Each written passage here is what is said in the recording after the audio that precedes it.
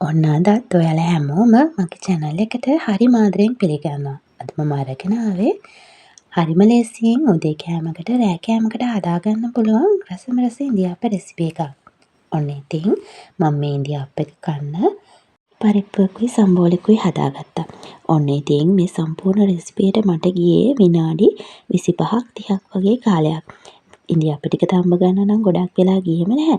ඉඳිආප්ප ටික මම විනාඩි 10න් විතර හදාගත්තා. ඔන්න ඉතින් අපි නොදන්න තැන් වලින් කඩවලින් ඉඳිආප්ප ගෙනල්ලා කනවට වැඩිය මේ විදිහට ගෙදරම 7-8 දෙනෙක්ට ඇති වෙන්න එක සැරේ ඉඳිආප්ප හදාගන්න ඔයගලන්ට පුළුවන්. මේ විදිහට ඔන්න ඔයගොල්ලොත් හදලා බලන්නකෝ. හදලා බලලා කමෙන්ට් එකකුත් දාගෙන යන්න. හරි එහෙනම් අපි බලමුද කොහොමද හදන්නේ කියලා. මම ඉස්සෙල්ලාම හදාගත්තේ පරිප්පු එක. ඔන්න ඉතින් ඔය පේන විදිහට පරිප්පු ටික හොදලා අරගෙන ඒකට ලුණු සුදු ලුණු මිරිස් රම්පේ කරපිංචා දාගත්තා. ඔන්න ඊට පස්සේ මේ වගේ මිරිස් කුඩු ටිකක් කහ කුඩු ටිකක් තුන පහ කුඩු ඔන්න ඉතින් ඊට පස්සේ ලුණු කුඩු ටිකක් කුරුඳු පොත්තක් උළු හලට ටිකක් දාලා මේ වගේ මම ෆ්‍රිජ් එකේ ෆ්‍රීස් වෙන තියාගත්ත ලොකු පොල් කිරි කැට දෙකක් දාගෙන පරිප්පුව හොඳට කලවම් කරගෙන ලිපේ තියාගෙන උයා ගන්නවා. ඔන්න දැන් අපි පරිප්පුව හදලා ඉවරයි. මේකට මට විනාඩි 10ක් යන්න ඇති. ඔන්න ඉතින් අපිට ඉඳිආප්ප එක හදන්න මේ වගේ ලොකු තට්ටු ටිකක් ඕන වෙනවා. මේ වගේ ලොකු ඉඳිආප්ප තට්ටු 6ක් විතර ඔයගොල්ලෝ අරගෙන තියාගන්න වෙනවා. ඔන්න ඉතින් මම මේ ඉඳිආප්ප එක හදන්න අද ඉඳිආප්ප පිටි 500ක් පාවිච්චි කරනවා. රයින් එකේ සුදු කැකුළු හාල් පිටි ඉඳිආප්ප එක තමයි මම අද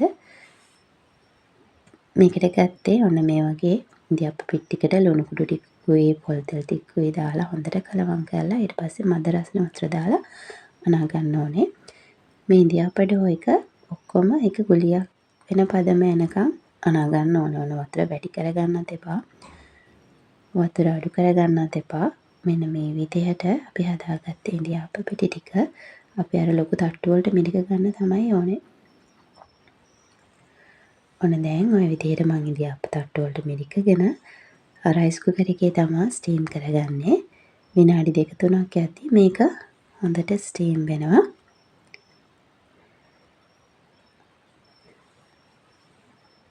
ඔන්න ඉතින් දැන් බලන්නකෝ අපේ ඉඳිආප්ප එක කොච්චර හොඳට ඇවිල්ලා තියෙනවද කියලා. කිසිම අමාරුවක් නැහැ ගලවන්නත් ලේසි. මොකද අපි ඉඳිආප්ප ඩෝ එක හදද්දී ඒකට පොල් තෙල් ටිකක් එකතු කරගත්තා. තට්ටු වලත් පොල් තෙල් ගහගත්තා. ඒක නිසා හරිම ලේසියෙන් ඔන්න ඉඳිආප්ප ටිකත් ගැලවිලා එනවා. මේ විදිහට මම දැන් ඉඳිආප්ප පිටි 500න් ලොකු ඉඳිආප්ප 14ක් හදාගත්තා. ඔන්න දැන් මම සම්බෝලේ හදාගෙන තමයි හදන්නේ. මේක මම හරිම ලේසියෙන් බ්ලෙන්ඩර් එකේ තමයි හදන්නේ. බ්ලෙන්ඩර් එක ජාර් එක අරගෙන ඒකට කපාගත්ත ලුණු භාගයක්, සුදු ලුණු ගෙඩියක්, අවු මිරිස් කරල් 3ක් මේකට අනිවාර්යෙන් කරපිංච දාගන්න. කරපිංච දාගත්තාම හරිම රසයි. මිරිස් කුඩු ටිකක්, මිරිස් කරල් ටිකක්, ලුණු ටිකක්, ගම්මිරිස් සැර ටිකක් ඔක්කොම දාලා හොඳට මේ වගේ බ්ලෙන්ඩ් කරගන්න ඕනේ. ඊට පස්සේ ඔන්න මෙතන තියෙනවා ගාගත්ත පොල් බෑවක්. ඊට පස්සේ අපි අර බ්ලෙන්ඩ් කරගත්ත අපේ මිශ්‍රණය පොල් එකට දාලා කලවම් කරගන්න තමයි තියෙන්නේ. කලවම් කරගන්න ඉස්සෙල්ලා මේකට දෙහි බෑවක් එකතු කරගන්න. ඔන්න ඉතින් දෙහි බෑවත් එකතු කරලා අපි හොඳට සම්බෝලේ අනා ගත්තා. ඔන්න මම මේ ඉඳිආප්ප එක හදන අතරතුර තමයි මගේ සම්බෝලේ හදාගත්තේ. සම්බෝලේ හදාගන්න මට විනාඩි 2-3ක් වගේ ගියේ. ඉතින් ඔන්න මම මේ වගේ ඉඳිආප්ප ටිකත් ඔක්කොම තම්බලා ඉවර කරගත්තා. දැන් ඉතින් කන්න තමයි තියෙන්නේ. හරි එහෙනම් ඕගොල්ලොත් මේ වගේ ඉඳිආප්ප හදලා කොහොමද කියලා කමෙන්ට් එකක් දාන්නකෝ. අදට ගිහින් එන්න. මගේ channel එකත් අනිවාර්යෙන් subscribe කරගෙන යන්න. මතක් කරලා bell icon එකත් ඔබාගෙන යන්න. එතකොට මගේ වීඩියෝ ඔයගොල්ලෝ ළඟටම ගෙන ගන්න පුළුවන්. හරි එහෙනම් ගිහින් එන්න. ඔයගොල්ලෝ හැමෝම සතුටින් පරිස්සමෙන් ඉන්න. සුබ දවසක්.